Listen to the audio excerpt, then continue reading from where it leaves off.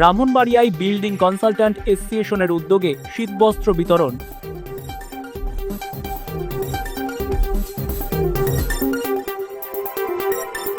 Brahmanbaria building consultant অ্যাসোসিয়েশনের উদ্যোগে শীতার্ত ও দুস্থ মানুষের মাঝে শীতবস্ত্র বিতরণ করা হয়েছে।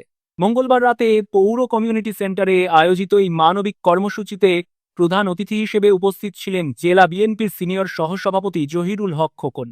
অনুষ্ঠানে সভাপতিত্ব করেন ব্রাহ্মণবাড়িয়া বিল্ডিং কনসালট্যান্ট অ্যাসোসিয়েশনের সভাপতি ইঞ্জিনিয়ার শফিকুল আলম চৌধুরী।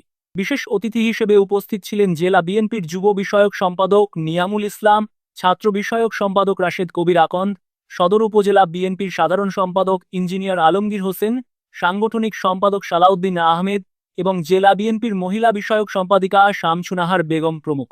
অনুষ্ঠানে স্বাগত বক্তব্য রাখেন অ্যাসোসিয়েশনের সাধারণ সম্পাদক ইঞ্জিনিয়ার মোহাম্মদ আব্দুল বাকি।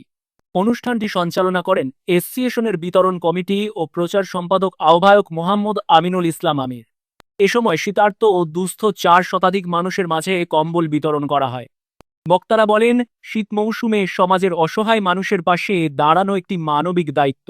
ভবিষ্যতেও এ ধরনের সামাজিক ও জনকল্যাণমূলক কার্যক্রম অব্যাহত থাকবে বলে তারা আশাবাদ ব্যক্ত করেন।